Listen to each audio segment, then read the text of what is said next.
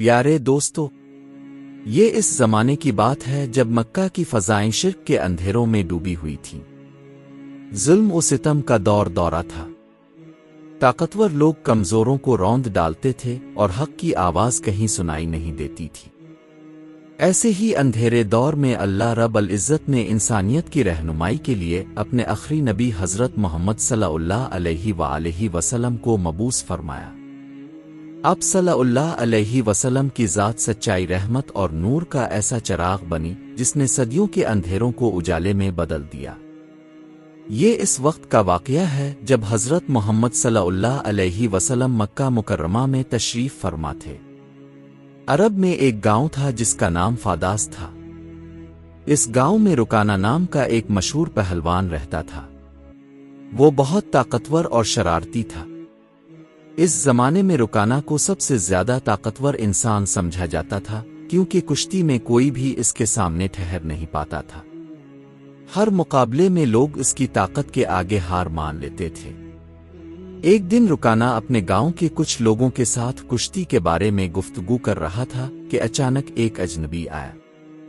اس نے سب کو مخاطب کرتے ہوئے کہا، کیا تم لوگوں کو معلوم ہے کہ مکہ میں ایک نبی تشریف لائے ہیں؟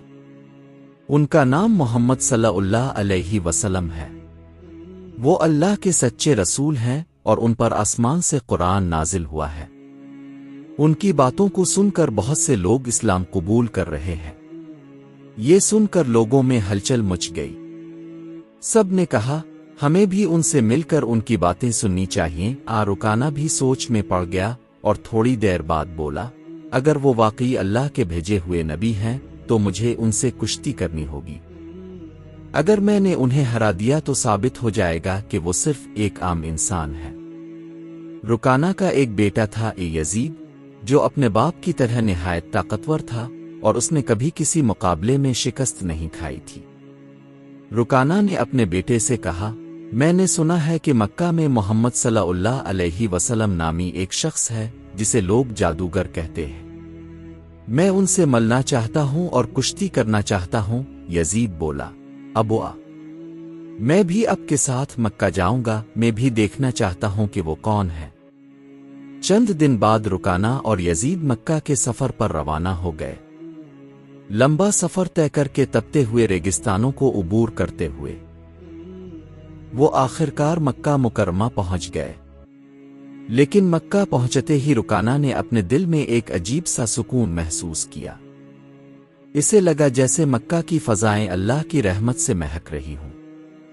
رکانہ نے اپنے بیٹے سے کہا، بیٹا، مجھے لگتا ہے کہ یہ جگہ بہت خاص ہے، میرے دل کو ایک انوکھا سکون حاصل ہو رہا ہے۔ یزید نے بھی ہاں میں ہاں ملاتے ہوئے کہا، ابو مجھے بھی ایسا ہی محسوس ہو رہا ہے، اتنا خوشگوار ماحول میں نے پہلے کبھی نہیں دیکھا۔ اسی دوران انہوں نے کچھ لوگوں کو دیکھا اور ان سے پوچھا، کیا آپ ہمیں بتا سکتے ہیں کہ محمد صلی اللہ علیہ وسلم کہاں ملیں گے؟ لوگوں نے پوچھا، آپ کون ہیں اور کہاں سے آئے ہیں؟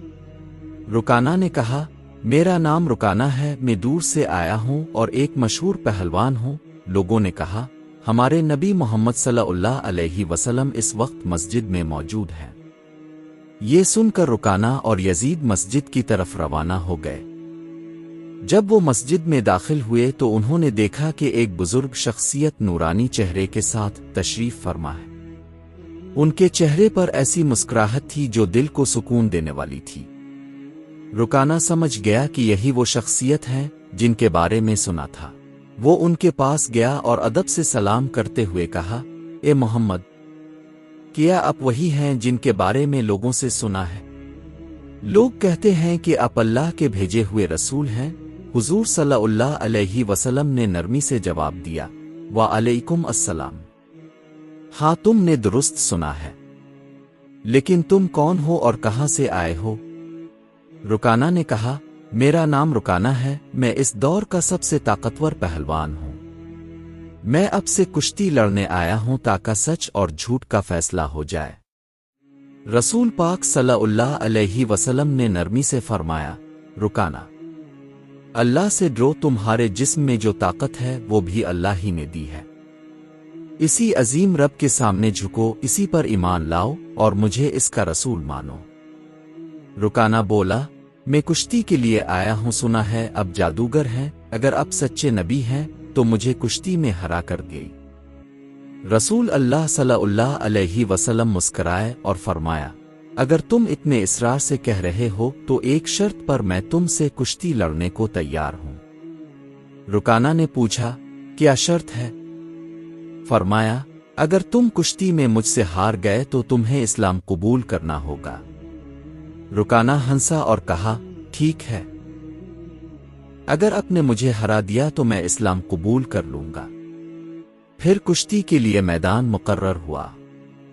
مکہ اور ارد گرد کے لوگ تماشا دیکھنے آئے۔ جب کشتی شروع ہوئی، رسول اللہ صلی اللہ علیہ وسلم نے بڑی آسانی سے رکانہ کو اٹھا کر زمین پر پٹخ دیا۔ راکعانہ حیران رہ گیا۔ اس نے دوسری بار پھر کوشش کی لیکن نتیجہ وہی رہا۔ تیسری بار بھی وہ نبی پاک صلی اللہ علیہ وسلم کے ہاتھوں شکست کھا گیا۔ اب اس کا غرور ٹوٹ چکا تھا۔ اس نے کہا، اے اللہ کے نبی، اب مجھے یقین ہو گیا ہے کہ آپ اللہ کے سچے رسول ہیں اور اسلام سچا دین ہے۔ میں آپ کو نبی مانتا ہوں اور اسلام قبول کرتا ہوں۔ پھر اس کا بیٹا یزید بھی میدان میں اترا تاکہ اپنے باپ کی شکست کا بدلہ لے سکے، مگر جب اس نے حملہ کیا تو نبی پاک صلی اللہ علیہ وسلم نے اسے بھی زمین پر گرا دیا۔ یزید کو سمجھ آ گیا کہ یہ عام انسان نہیں، اللہ کے سچے نبی ہے۔ اس نے بھی نبی کریم صلی اللہ علیہ وسلم کے ہاتھ پر اسلام قبول کر لیا۔ اسی طرح ایک دن ایک نوجوان نبی پاک صلی اللہ علیہ وسلم کے پاس آیا اور بولا، اگر آپ نبی ہیں تو کوئی معجزہ گئی۔ آپ صلی اللہ علیہ وسلم نے فرمایا، اس درخت سے کہو کہ نبی اللہ اسے بلا رہے ہیں۔ نوجوان نے درخت سے کہا اور سب نے دیکھا کہ درخت اپنی جڑیں نکال کر نبی پاک صلی اللہ علیہ وسلم کے قریب آ گیا، پھر نبی کے حکم سے واپس اپنی جگہ چلا گیا۔ یہ دیکھ کر وہ نوجوان بھی مسلمان ہو گیا۔ پیارے دوستو، یہ ہمارے نبی کی سچائی اور معجزات کا ایک زندہ ثبوت ہے۔ ہمیں بھی چاہیے کہ ہم اپنے نبی صلی اللہ علیہ وسلم کی تعلیمات پر عمل کریں تاکہ دنیا میں بھلائی اور نیکی پھیل سکے۔ اللہ ہمیں عمل کی توفیق دے، آمین۔ اگر آپ کو یہ ویڈیو پسند آئی ہو تو اسے لائک کریں، شیئر کریں اور ہمارے چینل کو سبسکرائب کرنا نہ بھولیں۔ ملتے ہیں اگلی ویڈیو میں، فی امان اللہ۔